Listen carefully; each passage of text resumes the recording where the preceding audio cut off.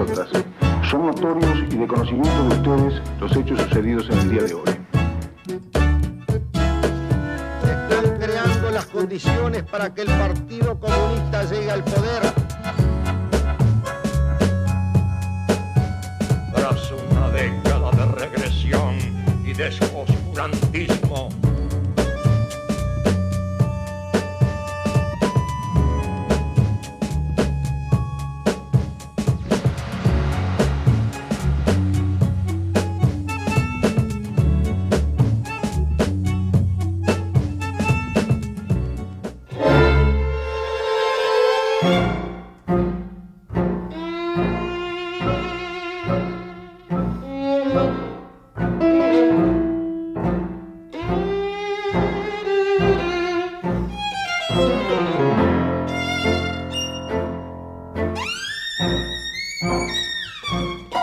Durante años, aquí fue la sede del Estado Mayor Conjunto, ESMACO, cuya principal figura era el general Gregorio Álvarez, un militar a quien esperaba un nuevo papel protagónico desde la presidencia de la República.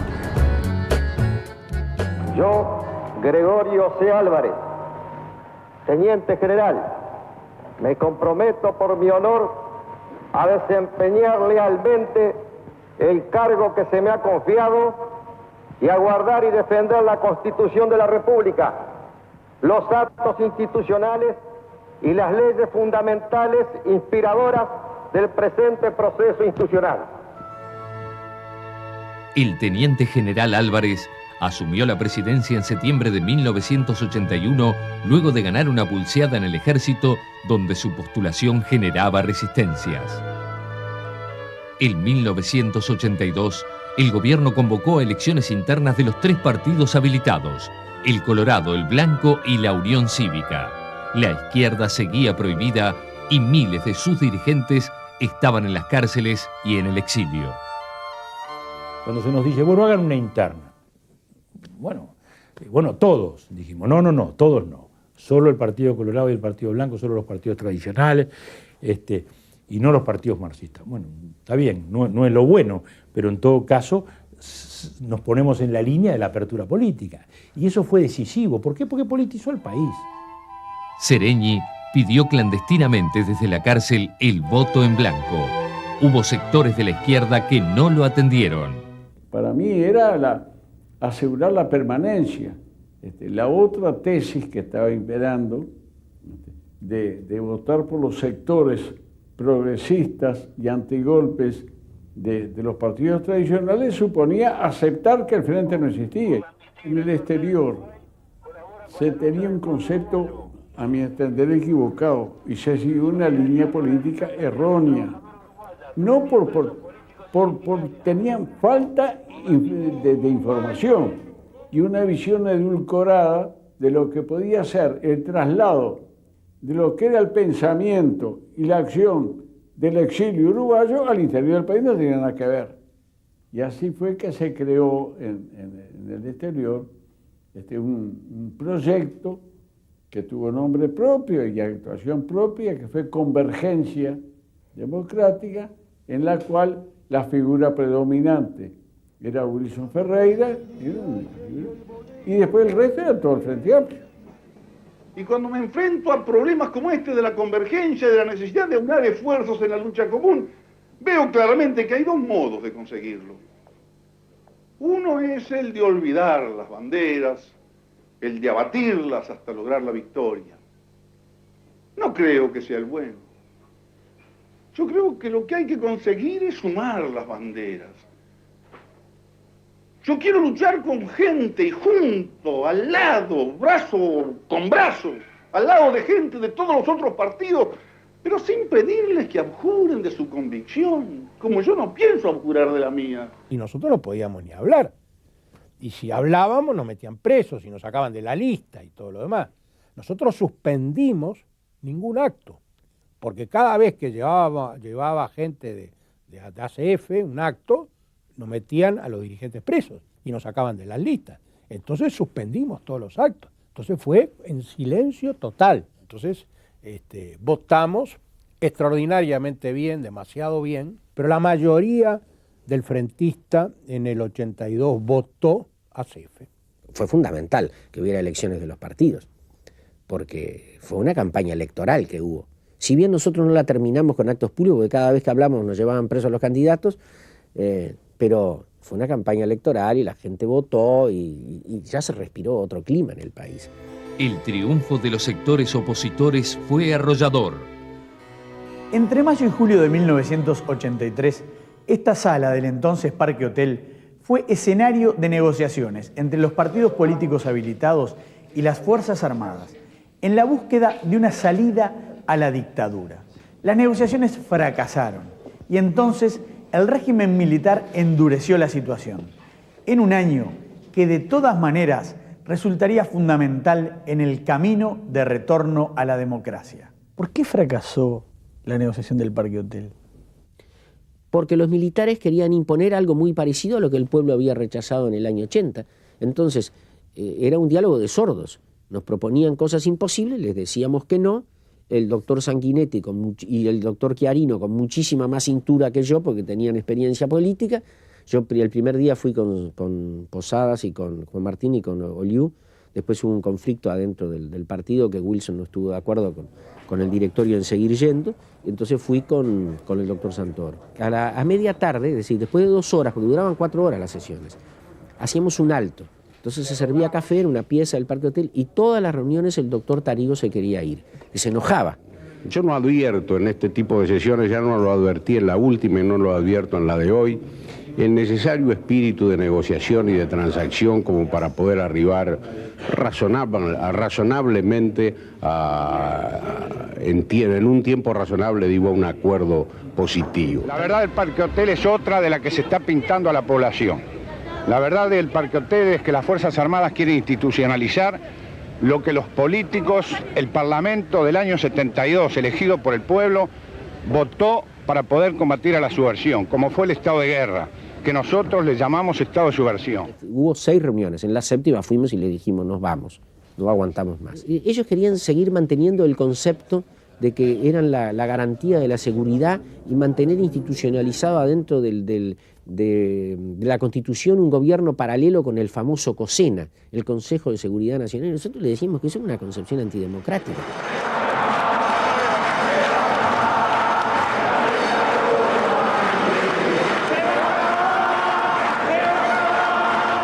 En este momento fundamentalmente lo que me preocupa y veo con mucho dolor y mucho pesar es la irresponsabilidad con que se están manejando algunos dirigentes políticos, que yo me atrevo a calificarla de criminal, en la medida que he podido apreciar a través de uno de los canales de televisión cómo salen a manifestar por la calle, aparentemente en un son de guerra, gritando los estribillos que son característicos de se va a acabar la dictadura militar y que se vayan, que son los más usados por los comunistas, y en lugar de reflexionar, como dijeron, y en lugar de decirle a la población la exacta verdad de lo que ocurrió en el Parque Hotel, están enfervorizando a la gente contra el gobierno y contra las Fuerzas Armadas en algo que puede conducir a cosas muy tristes para el país. Y eso es lo que me está preocupando. La posición de los militares en aquel momento fue muy dura, a tal punto que en algún momento hasta levantaban un poco la voz, se ponían un poco altaneros y querían imponer ellos una condición de esas negociaciones que conduciera a lo que aspiraban, asegurarse la continuidad en el gobierno del país. Y fuimos notando una tirantez y una hegemonía que querían implantar los militares, que no se hacía nada fácil para avanzar en la conversación. Llegó momentos en que incluso se sintió algún golpe en la mesa de algunos de los jerarcas militares. En mayo de 1983 visitaron el país los reyes de España, Juan Carlos y Sofía, quienes además de cumplir con las funciones protocolares, abrieron espacios a la oposición, reuniéndose con dirigentes proscriptos.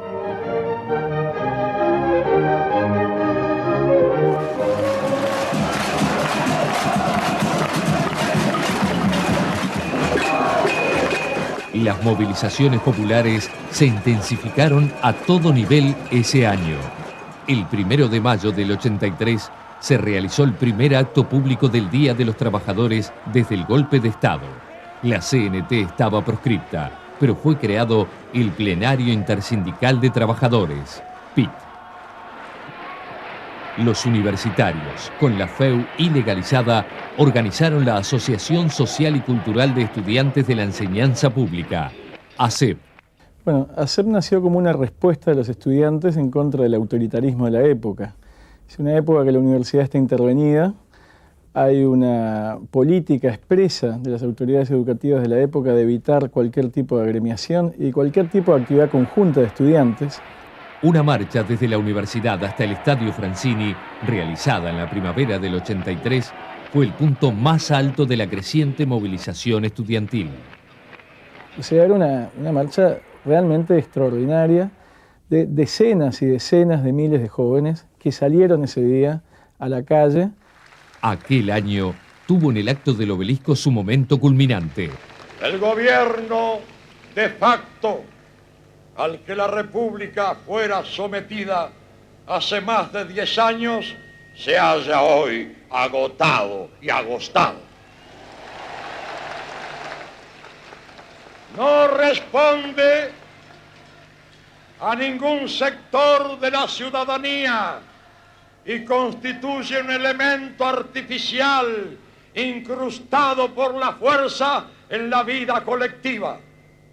Su aislamiento en el seno de la sociedad uruguaya es total, como lo es también su aislamiento internacional ante el conjunto de las naciones democráticas del mundo. Ese mismo pueblo que dijo no 3 años dijo luego sí 1 año atrás, en otra jornada cívica inolvidable. Sí a los partidos silenciados durante una década y a los políticos injuriados, perseguidos, encarcelados y exiliados.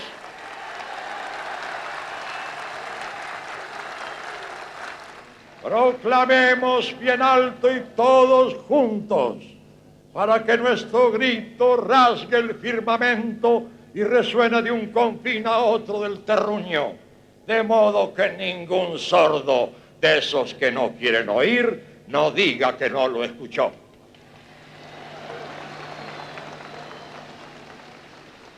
¡Viva la patria!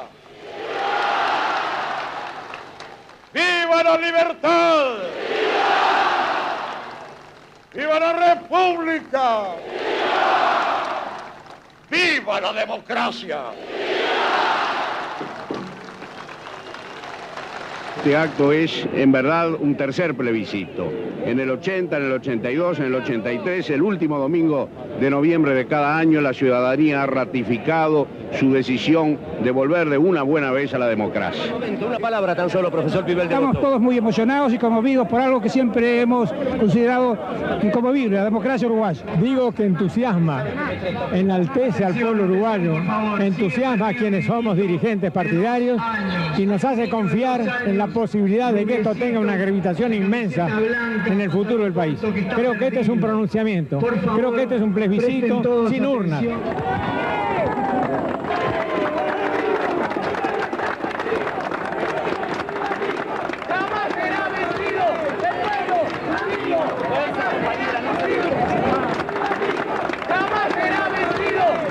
La emoción de que el viento de libertad viene otra vez soplando desde lo más profundo de la entraña popular en el Uruguay y que el mensaje verbal y el mensaje de la presencia del pueblo en la calle, nadie puede dejar de oírlo en este país. Esta es la respuesta del pueblo a las Fuerzas Armadas y que esperamos que ellas la escuchen. Un palco de autoridades políticas como vidriera irrespetuosa de los cambalaches.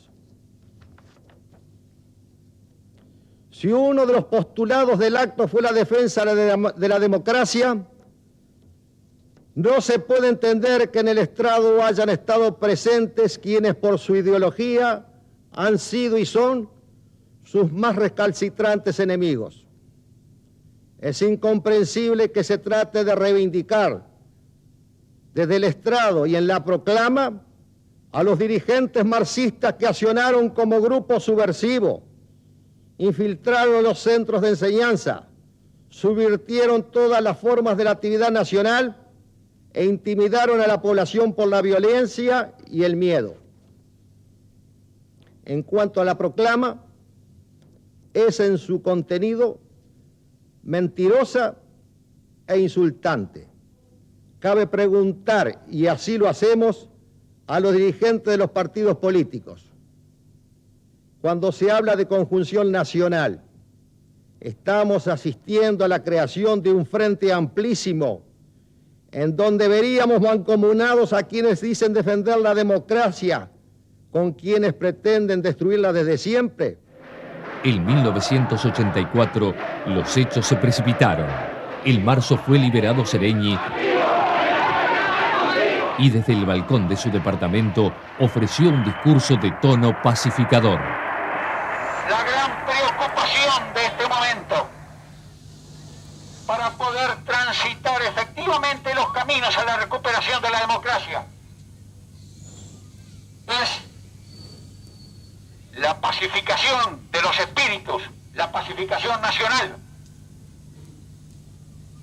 Lo sentimos como una necesidad. No hay democracia si no hay paz. Una y mil veces. Muchas gracias, compañeros, por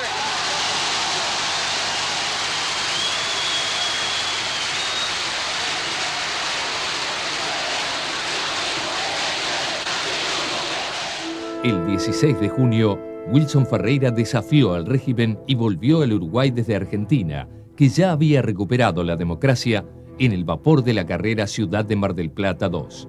El barco fue interceptado por buques y aeronaves de guerra, pero Wilson se negó a bajar hasta no llegar a Montevideo, en cuyas calles se habían reunido miles de personas a esperarlo. Yo no. Los acontecimientos de aquí por delante, estamos en jurisdicción uruguaya, no dependen de mi voluntad.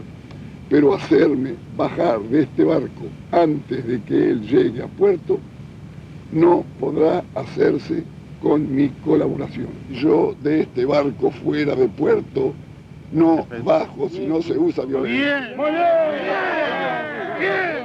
bien. ¡Viva Wilson!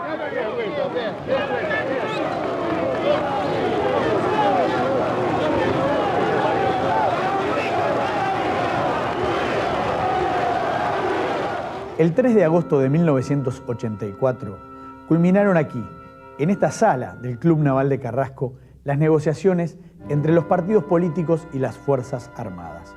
A diferencia de lo ocurrido en el Parque Hotel, las negociaciones fueron exitosas y abrieron el camino para las elecciones de noviembre de ese año. El gran ausente fue el Partido Nacional, que se negó a participar con Wilson Ferreira Aldunate, su caudillo preso. De esa manera, colorados, frentistas, la Unión Cívica y los militares sellaron lo que desde entonces se conoce como el Acuerdo o Pacto del Club Naval. Entonces, el jefe del ejército, el teniente general Hugo Medina, tomó directamente las negociaciones, junto a los comandantes de la Armada, Rodolfo Invidio, y de la Fuerza Aérea, Manuel Boadas, y desplazó de las mismas al presidente Álvarez, al que algunos señalaban como obstáculo para llegar a un acuerdo. Y el clima ya estaba avanzando por hechos posteriores que fueron aflojando un poco la tensión de los militares frente a los civiles. Caso con concreto, para mí y decisivo, fue el gran acto del Obelisco. ¿Nadie de ustedes tampoco planteó el tema de los derechos humanos? No, el tema de los derechos humanos lo teníamos todos en mente. No éramos extraños al tema, por cierto. Sabíamos que había gente que había sido torturada, que había gente que había sido muerta, que había desaparecidos, que no se sabía el destino de los cuerpos de los desaparecidos. Todo eso lo sabíamos. Pero eso era como poner un palo en la rueda del carro para que no funcione. Y nosotros lo que queríamos era salir adelante. Queríamos lograr las libertades. ¿Y hubo algún acuerdo previo entre los políticos de no plantear ese tema o fue tácito?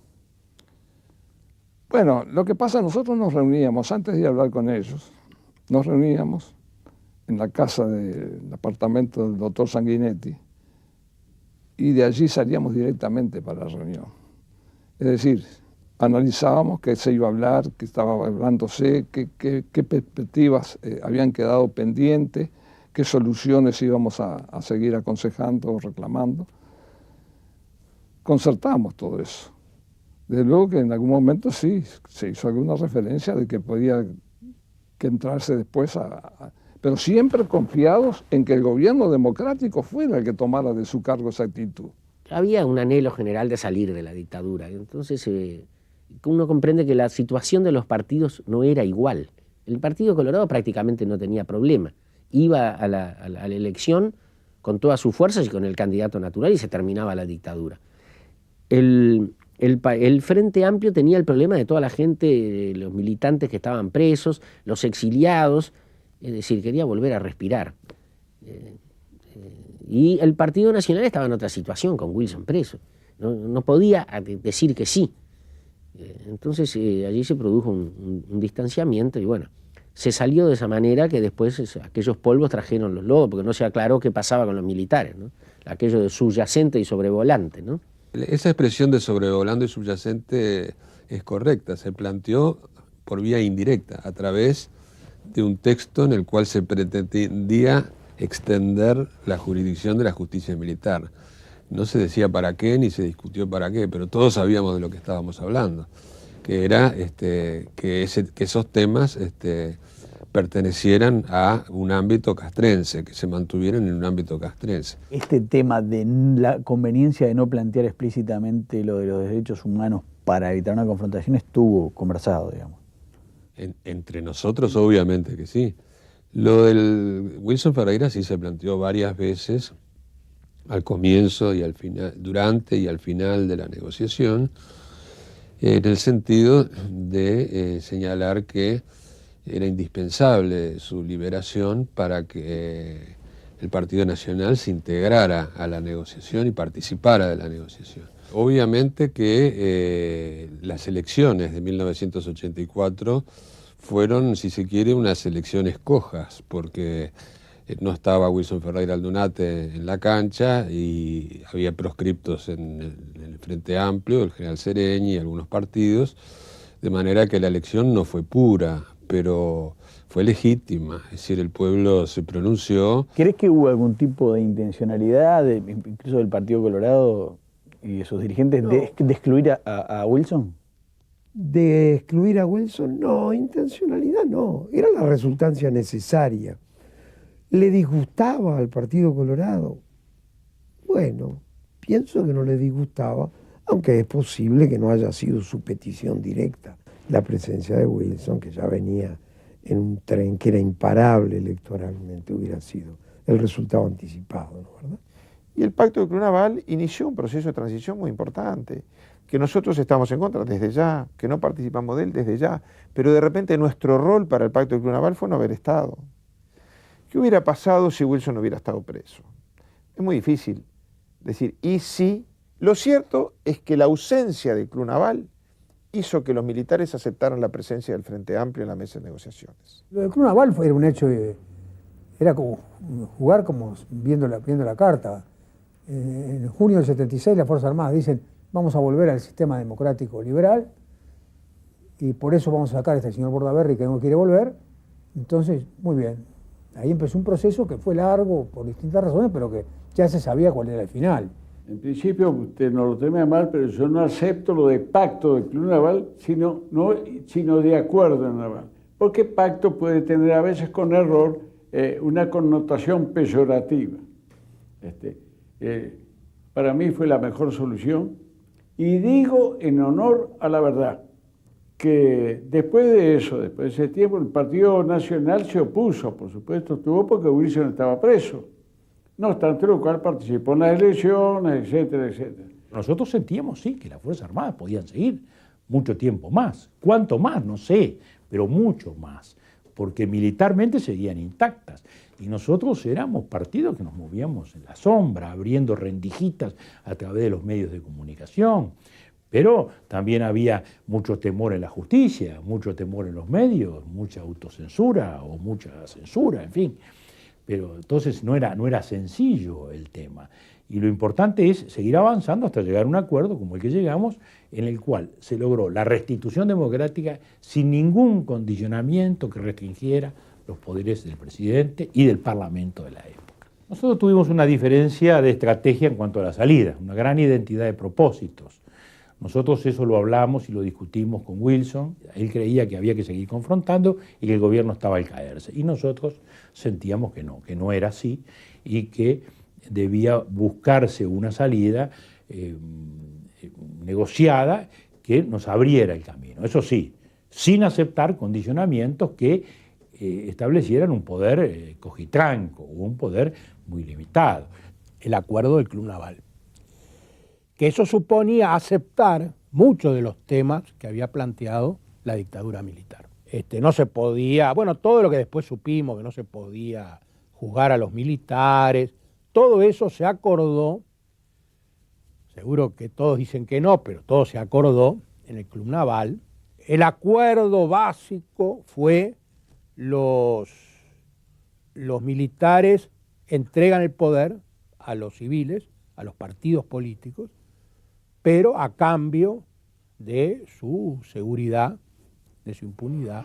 Si el que ganó de eso fue Sanguinetti, parecería que ganó en cuanto a ganar las elecciones. En cuanto a poder gobernar el país, siempre fue muy limitado. No tuvo la libertad como para poder gobernar como creo que el pueblo uruguayo quería hacerlo. En definitiva, el acuerdo, pacto del Club Naval, fue un éxito. El país se pacificó y eso es lo que importa, y hemos vivido una vida democrática plena que el país debe cuidar mucho. El último domingo de noviembre de 1984, el Partido Colorado ganó las elecciones con el 41% de los votos, seguido por los blancos con el 35%, el Frente Amplio con el 22% y la Unión Cívica con el 2%. De inmediato, Ferreira Aldunate fue liberado. Nosotros vamos a ayudar, créame, y vamos a ayudar con ganas. El primer deber es evitar que las dificultades que pueda experimentar el gobierno puedan poner en riesgo la estabilidad democrática. En febrero de 1985, Álvarez dejó la presidencia de la República y asumió interinamente el presidente de la Suprema Corte de Justicia, Rafaela Diego Bruno, porque el mandatario electo no quería tomar la banda presidencial de manos de Álvarez. El 1 de marzo de 1985, Julio María Sanguinetti asumió la presidencia. Había terminado la dictadura. Desde el momento en que resolvimos en nuestro cronograma devolver el gobierno del país a la ciudadanía, desde ese momento estábamos dispuestos a acatar el poder civil. Este edificio fue construido por el gobierno militar para ser utilizado como Ministerio de Defensa Nacional. Cuando Sanguinetti llegó a la presidencia, sin embargo, decidió darle otro destino. Sería la nueva Casa de Gobierno y lo llamó Edificio Libertad. Un mensaje claro para los tiempos que se venían.